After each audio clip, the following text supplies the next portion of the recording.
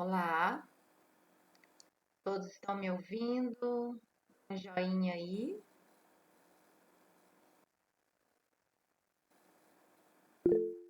Ok, obrigada, David, Marina, por responder e todos os demais, a Larissa. Boa noite, boa noite, Gabriel, boa noite a todos. Ótimo tê-los aqui. Estou só terminando de admitir aqui todo mundo. Boa noite a todos.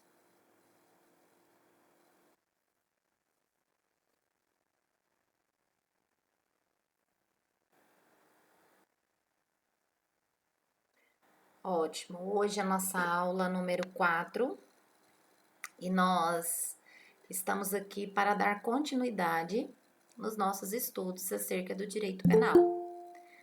Hoje, em especial, nós temos o estudo sobre a evolução do direito penal. Mas vamos relembrar, para que a gente possa fazer um link entre a nossa aula passada e a nossa aula de hoje. A nossa aula passada. Deixa eu ver aqui, alguém mandou uma mensagem aqui. Para permitir a Andressa. Ok, acredito. Ótimo, ótimo. Não tem mais ninguém aqui aguardando. Então, a Lua. Deixa eu ver se tem mais alguém. Não. Vou aguardar só mais um minuto até todo mundo acessar aqui.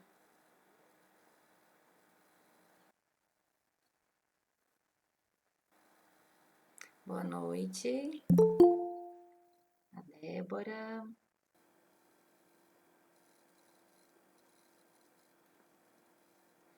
Boa noite, Ana.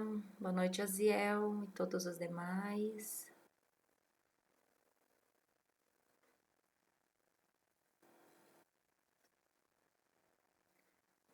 Eu acredito que agora, acho que todos aí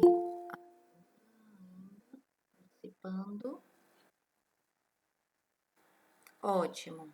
Agora estamos todos aqui. Boa noite, Bruna. Boa noite a todos. Vamos lá. Eu disponibilizei o arquivo com os slides para que vocês possam acompanhar a nossa aula de hoje, a pedido de alguns alunos, e eu acredito que realmente é melhor, né? Porque aí se sabe de onde estamos, para onde iremos, né? E como eu estava falando, né, acerca da nossa última aula, nós conversamos sobre um tema tão importante, que é o princípio da dignidade da pessoa humana, a sua relevância, a sua aplicabilidade enquanto princípio, e na verdade, tal princípio, nós não temos aplicabilidade dele não só em primeiro grau, não só, inclusive no direito penal, mas nós temos a sua aplicabilidade em vários ramos do direito.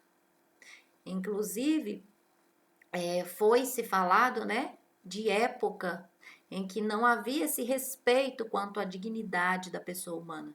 E hoje, nós conversando, né, a respeito da evolução do direito penal, vocês vão perceber a importância, né, de como, da aplicabilidade do reconhecimento do princípio da dignidade da pessoa humana na nossa República Federativa do Brasil, e como que era também antes, porque afinal nós iniciamos aqui estudando princípios e dando continuidade, o nosso plano prevê o tema acerca da evolução desse direito penal. Como que se deu, né? Qual é o sistema adotado?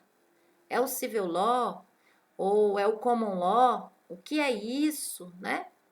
Então nós vamos conversar a respeito desse tema hoje na nossa aula. Eu vou estar compartilhando com vocês os slides.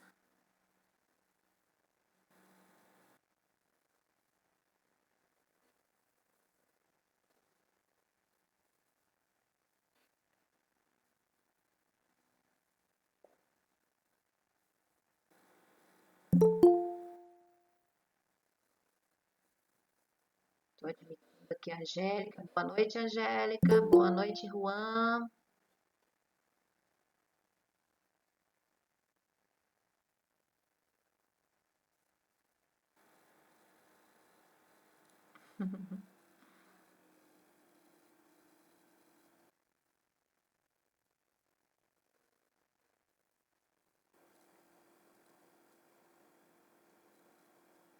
Estou compartilhando com vocês aqui os slides. Ótimo. Então, nós estávamos conversando, né? Qual que é o tema da nossa aula de hoje? Nós estamos aqui conversando acerca, nós vamos, né, conversar acerca do sistema de direito penal brasileiro, a evolução histórica do direito penal, a relação entre princípios constitucionais e a legislação penal, função social do direito penal. Então, hoje nós vamos inaugurar esse estudo, iniciando aí pela evolução do direito penal. Então, quais os objetivos da nossa aula de hoje? Primeiro objetivo: responder à seguinte problemática: como se deu a evolução do direito penal? Qual é o sistema penal que é adotado aqui no Brasil? Precisamos também entender quais as etapas da vingança e a relação dessas etapas com o direito penal. Precisamos também compreender acerca da relação principiológica e a legislação penal. Referência. Nós temos por referência o livro do Pedro Lenza e do André Stefan e do Vitor Eduardo. Esquematizado, está lá na biblioteca para que vocês tenham acesso, capítulo, páginas. Então, pré-história, história, né? Se eu posso, na verdade, resumir esse, poderia dizer que o visor, na verdade, é justamente o aparecimento da escrita. O aparecimento da escrita, na verdade, ele é muito relevante. Relevante para quê? Para que nós tenhamos registros. Como se entender, como se dá a evolução do direito se nós não temos registros? Nós precisamos o quê? Entender a importância dos registros. Então, o aparecimento da escrita, na verdade, ele atua enquanto, na verdade, um divisor mesmo de águas. Professora, não apareceu a tela aqui. Não? Vou tentar dividir. Não. Você recebeu os slides? Não apareceu a tela aqui no celular. Ah, tá. Gustavo, vou uma vez aqui tentar apresentar para você. Gustavo, eu pedi também a representante para que ela pudesse estar disponibilizando. Isso, Pamela. Aí, ó, a Natália, a Nath, né? Ela já encaminhou para todos. Que isso, Gustavo? Não, fique tranquilo, tá? Eu justamente encaminhei para vocês, para que vocês tenham, na verdade, o acesso ao andamento da aula, tá? Justamente pensando numa situação como essa. Então, pré-história, história. O que é importante para que nós possamos refletir aqui com relação ao direito penal. Nós sabemos que o aparecimento da escrita, como eu estava dizendo para vocês, ele é um divisor, na verdade, um divisor de águas, importantíssimo para que pudéssemos entender aqui para nós, principalmente, como se deu a evolução do direito penal. Documentos jurídicos escritos, eles datam cerca de 5.000 anos. Então, alguns autores chegam a dizer que a história da sociedade ela é muito próxima à história do direito. Justamente em que sentido? No sentido de que não há como pensar em um clã, em uma tribo, em um grupo, que não haja o quê? Que não haja limites, que não haja regras. Regras de quê? Regras ligadas à sobrevivência. Regras ligadas ao direito. Então, tem-se que é muito importante relembrar como um marco para nós que estamos estudando acerca da evolução do direito penal, a importância do aparecimento da escrita. E falar do aparecimento da escrita, nós temos aí, né, esses documentos, esses primeiros documentos jurídicos. E aí você me pergunta que tipo de documento? Contratos, por exemplo. Então, testamentos, inclusive. Claro que de uma forma muito rudimentar. Só que nós temos estes escritos como documentos jurídicos, como um meio de comprovar que há 5.000 anos nós temos o quê? Temos lá resquícios, temos lá o início, né? Na verdade, de documentos que são ligados à norma jurídica. E tais documentos têm a sua origem no Egito, na Mesopotâmia. 2 códigos eu quero mencionar aqui, falando de evolução de direito penal. O primeiro é o Código Ur-Nammu. Ele data de 2.000 anos antes de Cristo. Ele é o código mais antigo. Contudo, o mais popular, que inclusive está localizado lá no Museu do Louvre, em Paris, com aproximadamente 282 artigos, é justamente o Código de Hammurabi. Quem foi Hammurabi? Hammurabi foi um rei da Babilônia, por volta de 1726, datou-se aí a época, né, desse reinado, a 1686 antes de Cristo. E tal código foi descoberto só em 1901. Então, nós temos aqui o código mais antigo, o código Ur-Nammu. E o código mais popular, o código de Hammurabi. Então, são códigos. Deixa eu admitir a Fernanda aqui. Ótimo. São códigos em que percebemos o quê? O direito penal, nós percebemos penas, nós percebemos ali, ainda que de forma, digamos que embrionária, de forma primordial, né? Nós verificamos resquícios do direito.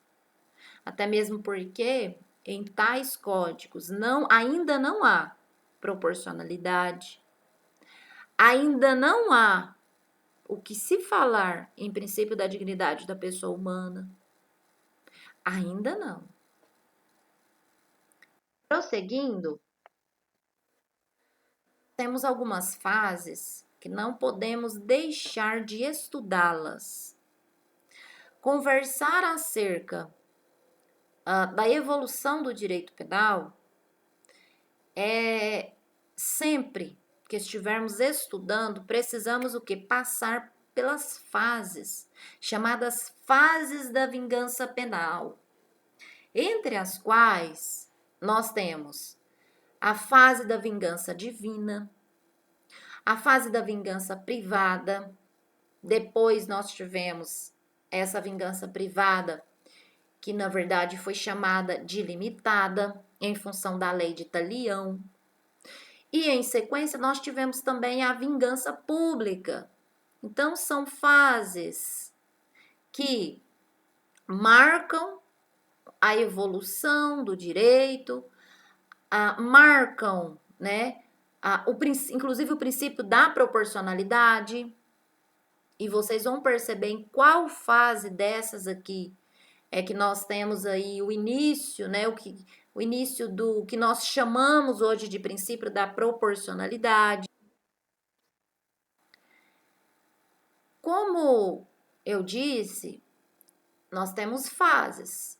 Entre essas fases, a primeira que nós vamos estudar é justamente a fase da vingança divina. Essa fase da vingança divina tem-se que a pena, ela tem uma origem sacral. Então, se penalizava no sentido de que os deuses, eles vão ficar enfurecidos, eles vão castigar nós, enquanto pessoas, caso não haja uma penalidade. Então, aqui, o homem, ele não compreendia os fenômenos da natureza. Então, nessa fase, tem-se que o homem não entendia, né, que a chuva faz parte de uma estação, trovões, enfim, são eventos naturais. Então, tudo que acontecia em grupo, eles acreditavam, olha, os deuses estão castigando a nós. Os deuses vão castigar, né? E aí, o que eram deuses, né, para essas pessoas? Nós temos relatos dos totens. Totens são figuras estas que são, na verdade, em madeira, em pedaços de pau, que tem parte de um animal, parte de outro animal, enfim, são chamados totens. Tais totens significavam a representação divina. Então, todas as vezes que não houvesse uma punição para determinado fato, as pessoas acreditavam que essas figuras divinas, essas divindades, elas iriam, inclusive, castigar tais pessoas. E a título de exemplo, a doutrina traz a figura de um sujeito A, que ele pratica determinado crime, né? Como nós, claro que o crime hoje, ele avançou, a ideia, a culpabilidade, hoje nós temos a culpabilidade, hoje nós pensamos no dolo, na intenção, temos princípios, só que nessa época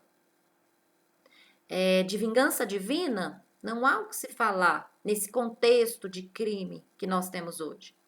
Então, qualquer tipo ali de ilícito, a depender do ilícito, o sujeito A, de um determinado grupo, ele era jogado, ele era, na verdade, amarrava-se os seus tornozelos, um no outro, e ele era atirado, né? Atirado precipício abaixo. Então, sendo atirado precipício abaixo, com os seus pés amarrados e uma pedra um pouco maior era jogada junto, amarrava-se nessa corda. E acreditava-se, essas pessoas acreditavam que caso essa pessoa que foi jogada recebesse perdão divino, perdão do sol, perdão dos totens, das divindades, esses deuses, eles iriam o quê? Eles iriam absolvê-lo e livrar essa pessoa. Livrar essa pessoa no seguinte sentido, no sentido de que essa corda seria desamarrada destes pés, ele iria sair, né, e nadar, esse sujeito A. Por quê? Justamente porque as divindades tinham absolvido determinado sujeito. Então, assim, nós percebemos o quê? Uma série, na verdade, de penas cruéis. Penas no sentido de que não havia contraditório, que é o que nós temos hoje. Quer falar em ampla defesa. Então, assim, nem mesmo dignidade de pessoa, enquanto pessoa. Estamos falando o quê? Em alguém que foi jogado precipício abaixo e ficou, né? E é claro que morria. Como voltar diante de tamanha vingança, né? Crueldade. Eu acho que é esse o termo correto. Então foi um período assim,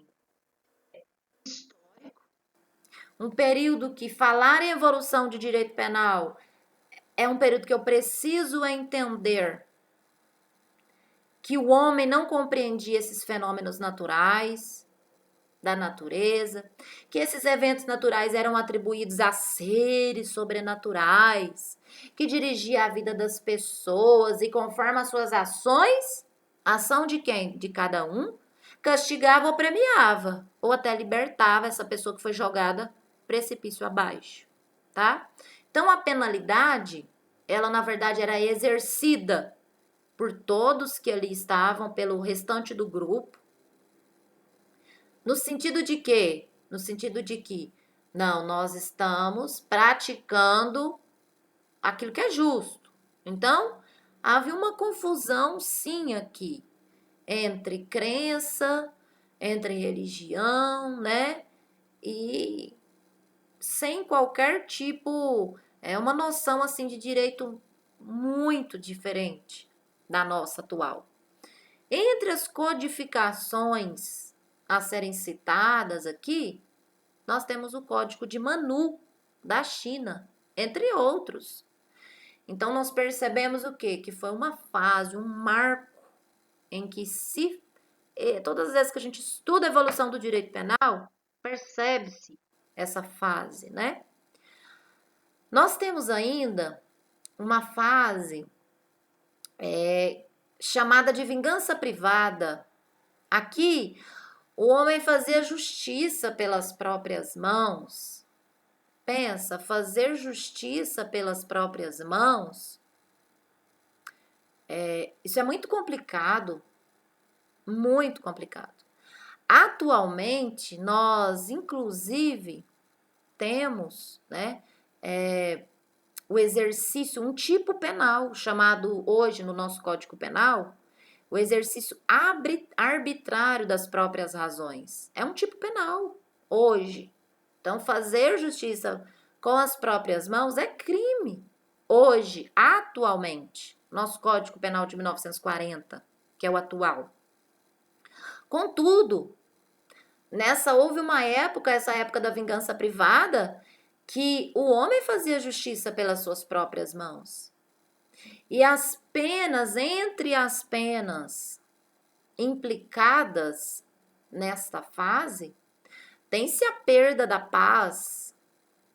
A perda da paz, ela era imposta contra um membro do grupo e essa pessoa, na verdade, ela era banida. O que significa ser banido? Ser excluído, né? Hoje, nós temos aqui, vamos colocar a título de exemplo, o estado de Goiás, uma cidade muito próxima da outra. Então, fora a quantidade de pessoas que vivem na zona rural. Então, uma pessoa que porventura saia de sua cidade rumo a outra cidade, algumas pessoas, dependendo da cidade, é tão próximo que ela vai a pé, com certa dificuldade, claro, mas nós sabemos que dá, que cogita-se essa possibilidade, sem morrer, né? No caminho, né? Há essa possibilidade. Mas aqui nós estamos falando de uma época em que não era bem assim. Uma época, na verdade, que quem era banido do grupo ficava à mercê dos grupos rivais. Então, essa pessoa ela ficava a cargo da sua própria sorte. Por ser o quê? Por ter sido banida, por ter perdido a paz. Olha que forte. Pensar em uma pena. Qual é a pena? Perda da paz, banimento. Hoje, fazendo um paralelo, penas cruéis, elas são proibidas na nossa Constituição Federal. Então, nós percebemos o quê?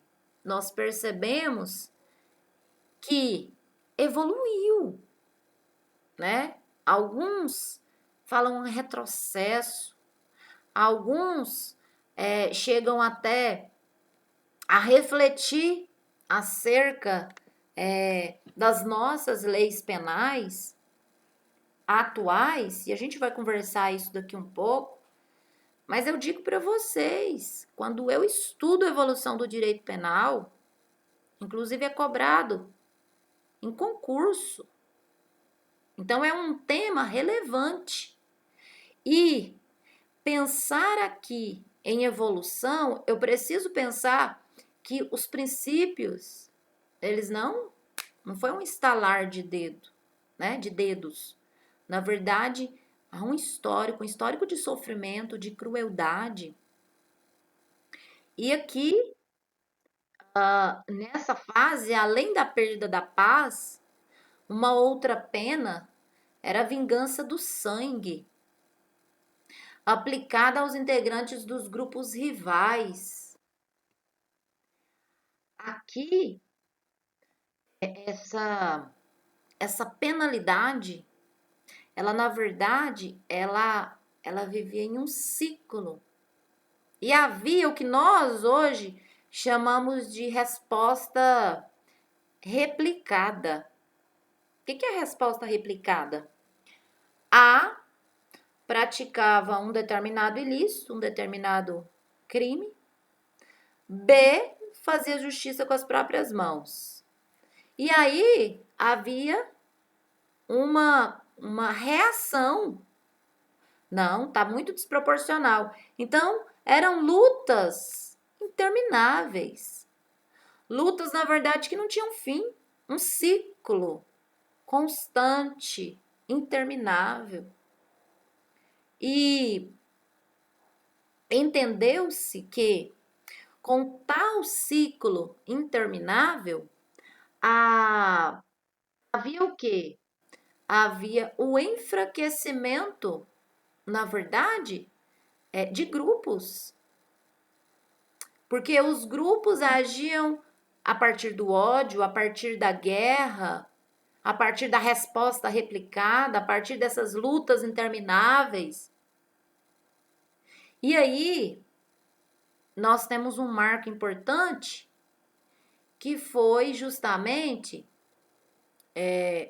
houve um momento em que essa vingança privada não estava dando certo e ela cede espaço para a justiça privada. E aí, quem começa a fazer a justiça passa a ser o chefe o chefe da tribo, o chefe do clã.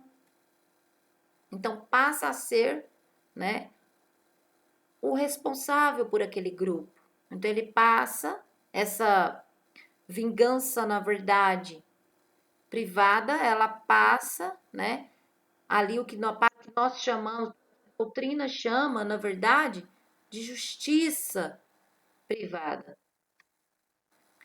E aí é justamente um marco aqui falar de vingança, a vingança limitada. A vingança limitada ela é traduzida na lei de Talião.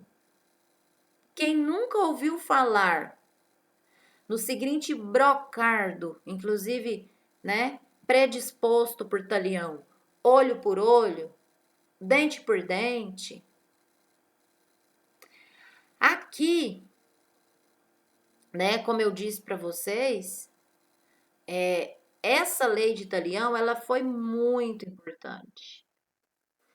Foi muito importante porque, na verdade, o olho por olho, o dente por dente, é um embrião. A doutrina justamente usa essa terminologia do que nós entendemos por princípio da proporcionalidade.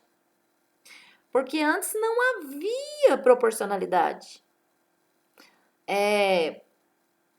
Eram totalmente desproporcionais, quase sempre com exageros.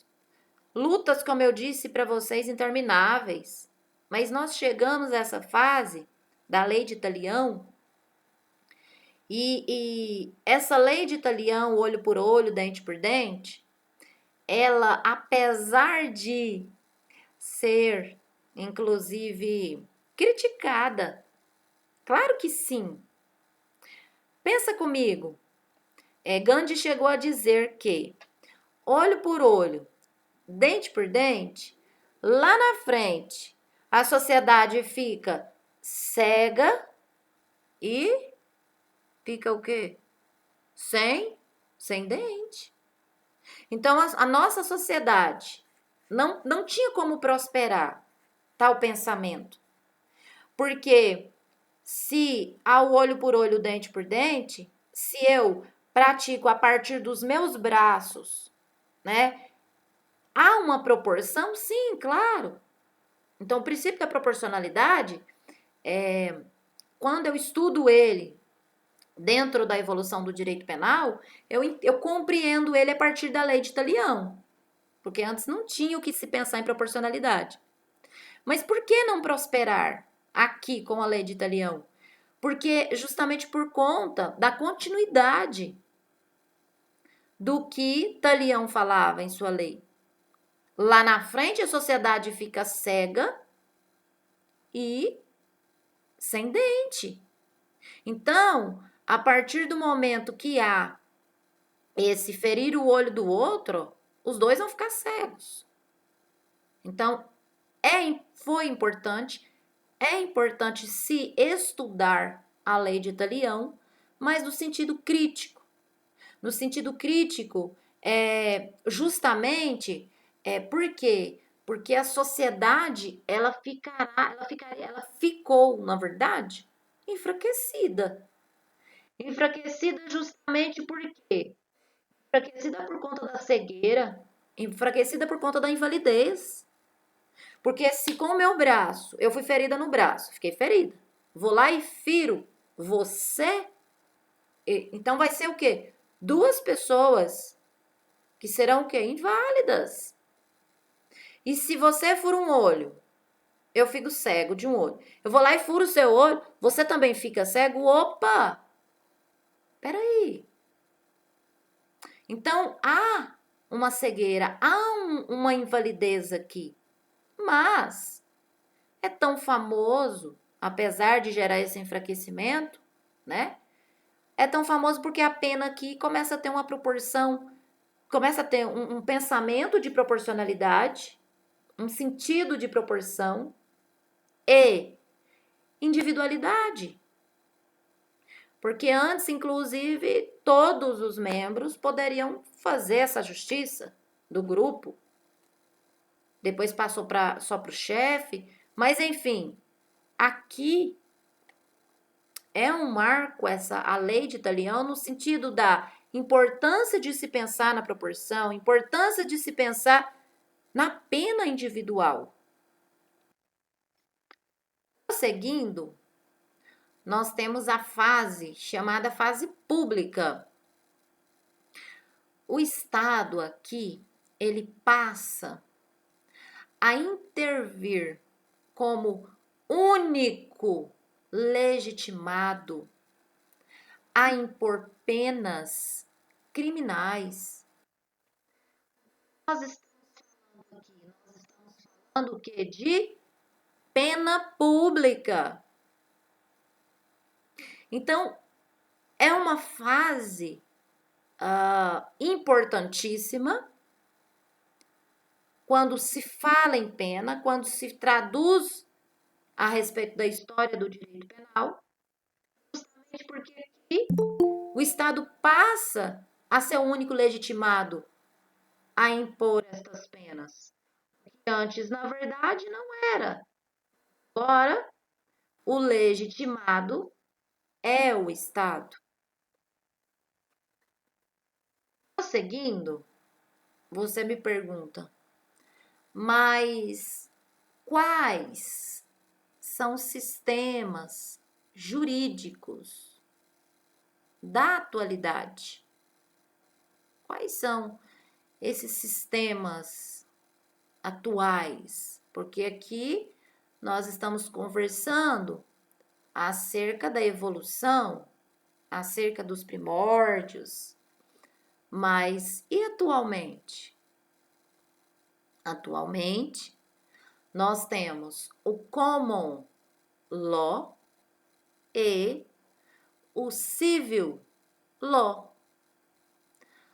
O common law, ele é nascido, a origem dele se dá na Inglaterra, no período da Baixa Idade Média, por volta do século 13 a 15.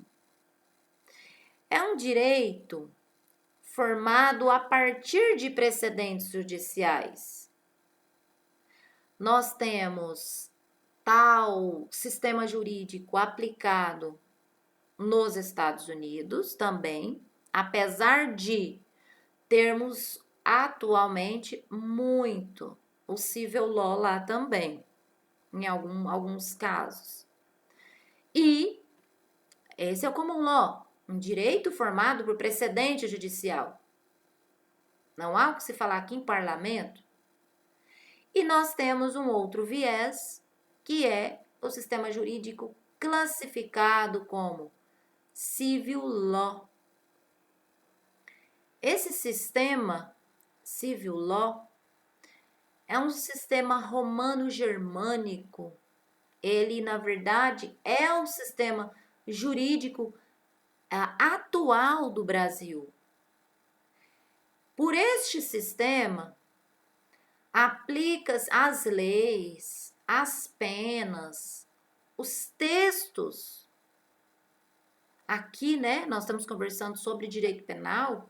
Os textos produzidos na hora de combinar uma pena, na hora de elaborar uma lei, são oriundos de onde? São produzidos pelo parlamento.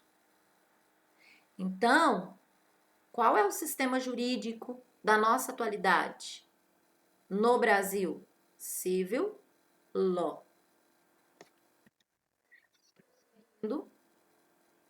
Nós vamos entender a história do direito penal brasileiro.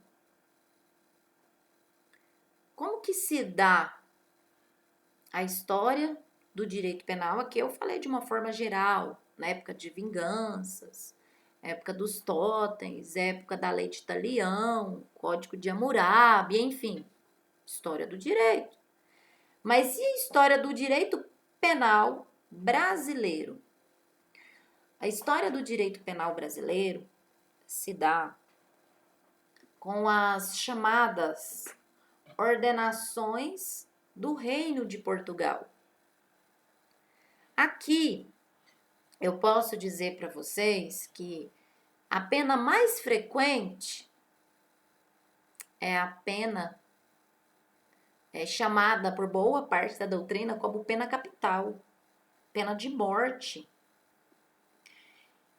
Confundia-se aqui crime, moral e pecado. A título de exemplo, eu trouxe para vocês que punia-se com morte quem dormisse com a mulher casada. Então, merecia-se o quê? Pena de morte. Em função o quê? Da honra. Então, aqui o crime, ele era confundido. Misturava-se crime, moral, pecado. Então, quando nós estudamos a história do direito penal brasileiro, não tem como deixar de estudar essas ordenações do Reino de Portugal, ordenações filipinas, entre outras, com penas severas. Haviam penas com marca de fogo, mutilação, açoite, tortura. Havia desigualdade de tratamento entre os delinquentes. Eles eram tratados, e os mouros, de forma degradante. Então, nós temos uma história que nos remete a refletir. Houve um retrocesso ou houve um avanço? Vão pensando aí. Retrocesso ou avanço? Em se falando da realidade do nosso sistema penal carcerário. Vamos refletir. Como eu estava dizendo para vocês, dependendo do que A praticava, ele era punido com mutilação. Ele era torturado. Não há o que se falar. Você não precisa confessar. Claro que você precisa confessar. E a confissão, ela era retirada do sujeito a partir de tortura. Então, aqui nós temos uma época muito cruel, uma época que demarca de uma forma muito degradante, né? Penas cruéis mesmo, no sentido de desigualdade, no sentido realmente cruel da palavra. E, prosseguindo, né, a respeito dessas ordenações do Reino de Portugal, nós temos o Código Criminal do Império, 1830. Aqui nós temos a criação do dias multa, a exigência da individualização da pena. Mas, gente, ainda se tinha aqui a pena de morte. Ainda se tinha a pena de morte. Ainda se tinha aqui um período de escravatura. Um direito penal totalmente diferente do que o que nós temos hoje. Avanço ou retrocesso? Vamos pensar. Nós tivemos um Código Penal datado de 1890. E por quê, né, esse Código Penal de 1890?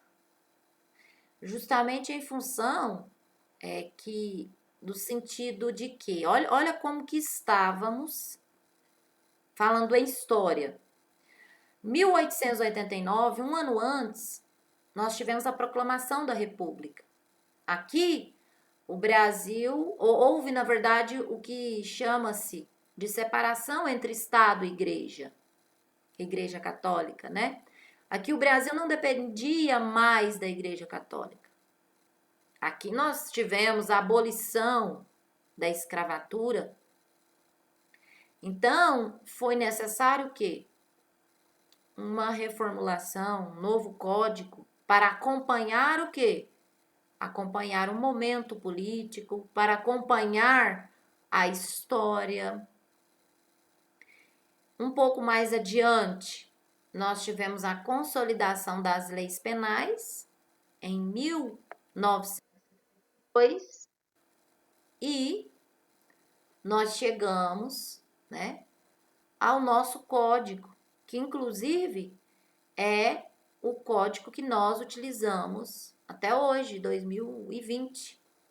Nosso código é o Código Criminal de 1940.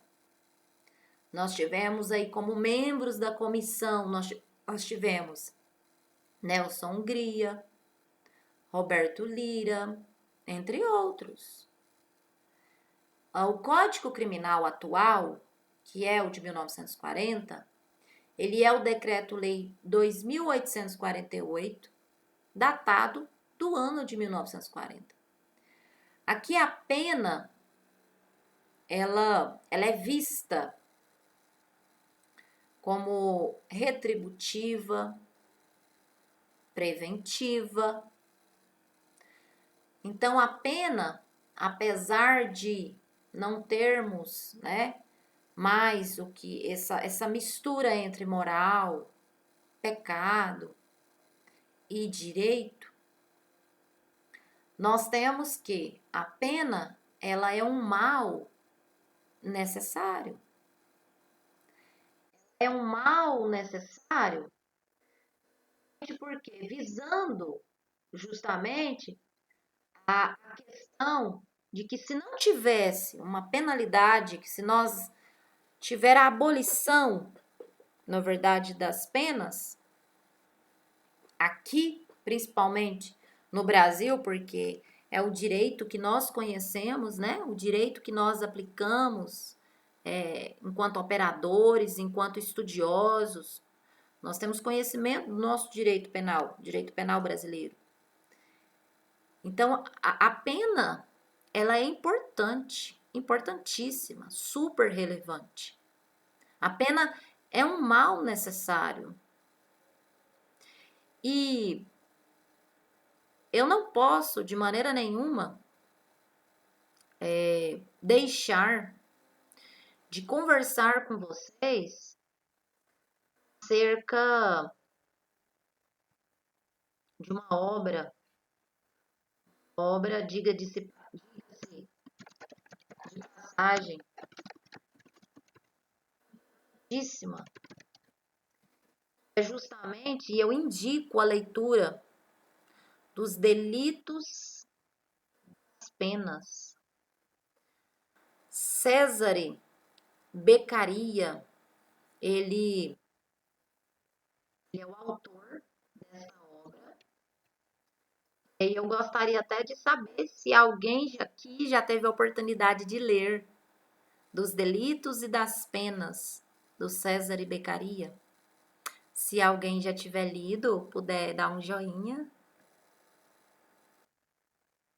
Ah, digita o nome, claro. Uhum. Dos Delitos e das Penas, Cesare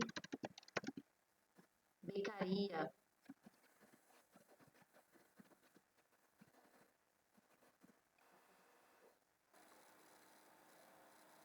Alguém já leu? Por nada, William. Alguém de vocês já leu? Dos Delitos e das Penas, do Cesare Beccaria? Ou Beccaria? Acredito que não, né? Ninguém respondeu. obra muito importante quando nós estamos estudando evolução do direito penal. É uma obra, na verdade, muito relevante, justamente porque, que bom, carinho, viu? Justamente porque é uma obra para que nós possamos entender se nós estamos diante de um avanço, diante de um retrocesso. Muita coisa avançou, sabe? Muita coisa avançou. Em tal obra, eu tenho a tela aqui, eu gostaria até de falar com vocês, né? De tal obra. O Cesare Bonezana, ele é chamado de Marquês de Beccaria. Ele nasceu em Milão, em 1738. E ele foi educado em Paris pelos jesuítas. E ele se entregou ao entusiasmo ao estudo da literatura, das matemáticas, enfim. E ele teve leitura como Montesquieu, entre outros. Estudou filosofia, enfim. Faz parte da redação do jornal por volta de 1764, aproximadamente, né? E segundo a obra dele, nós temos que 1764, aproximadamente, ele fala sobre a origem das penas e o direito de punir. Ele faz, na verdade, uma contribuição muito relevante, apresentando acerca da moral política, que não pode de forma alguma proporcionar à sociedade nenhuma vantagem durável. Aí ele fala a respeito de as consequências, princípios. Ele fala inclusive da algumas pessoas que inclusive tiveram que falar, né, confessar crimes que não cometeram. Então isso é o quê? Isso, na verdade, compromete justamente o quê? O processo. Compromete o processo. Pensa, a testemunha, ela ser obrigada a falar algo que ela não viu. Justamente por quê? Justamente porque quem está por trás de tal julgamento simplesmente diz que compra, né? Traduzindo em miúdos, compra a palavra dessa testemunha. Então, nós temos um momento na história de realmente nós pensamos, né? Que hoje está ruim, que hoje está péssimo o direito penal, a aplicabilidade, o nosso sistema carcerário, mas nós tivemos uma época traduzida por não somente César Beccaria, mas por outros autores, no sentido de quê? No sentido de abusos, né? Justamente Débora, né? A Débora participando aqui. Abusos de poder, Débora, é justamente o que traduz essa fase, né? Esse momento. Abuso de poder. Abuso de poder no sentido de quê? No sentido de que você deve retratar e falar que você viu. Você viu por quê? Você viu porque eu quero que determinada pessoa seja incriminada. Eu tenho o poder. Então, aqui, o Beccaria, ele denuncia práticas tidas como legais, mas práticas que, na verdade, não tinham nada de legalidade em tais práticas, né? Diga-se E Beccaria, em sua obra, Cenas, ele denunciava a obscuridade das leis. Ele dizia que a interpretação ela era arbitrária, ela era um mal. Então, as leis ela não podia ser obscura. Então, ele falava o seguinte: olha, o texto das leis não pode ser um livro familiar, não pode ser uma espécie de catecismo, não pode ser uma língua morta, ignorada do povo, solene, como se fosse um grandioso oráculo. E ele fala o seguinte: Beccaria ainda fala assim: olha, a, a razão e a experiência fizeram ver quantas tradições humanas se tornam mais duvidosas, mais contestadas, à medida que a gente se afasta da sua fonte. Ora, se não existe um momento estável do pacto social, como resistirão as leis ao movimento sempre vitorioso do tempo e das paixões? Então, ele denunciava aqui essa época e ele falava como é que era a prisão dessa época. Falava, olha, os magistrados encarregados de fazer as leis, um direito contrário ao fim da sociedade, que é a segurança pessoal. E aí ele dizia, olha, refiro-me ao direito de prender discricionariamente os cidadãos, de tirar a liberdade ao inimigo sob pretextos frívolos e, por conseguinte, de deixar livres os que eles protegem, malgrado todos os indícios do delito.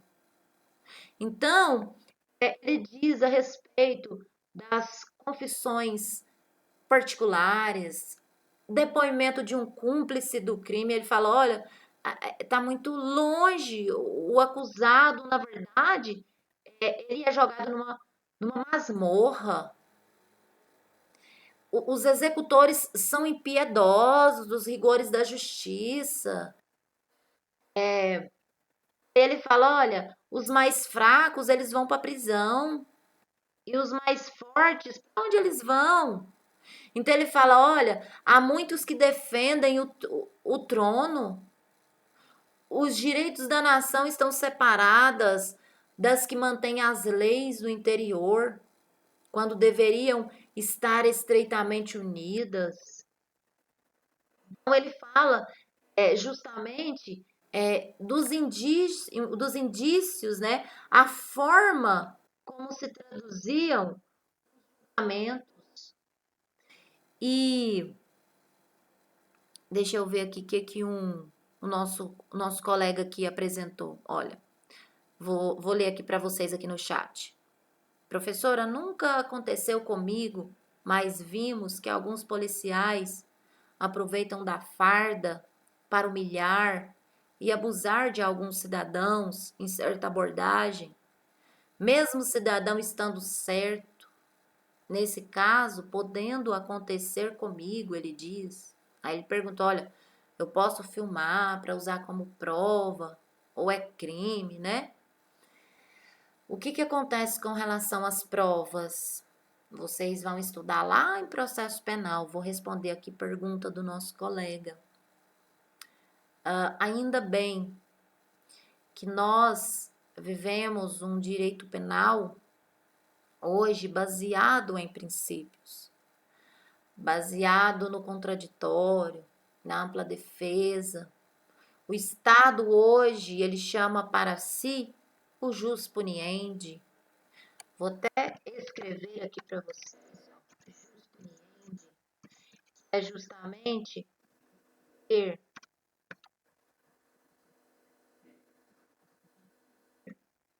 que o Estado tem. Então, a prova lícita, respondendo à pergunta do nosso colega, de acordo com o Código de Processo Penal, é sim utilizada.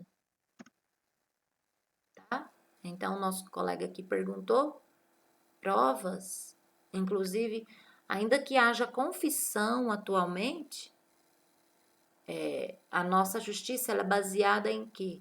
Em provas.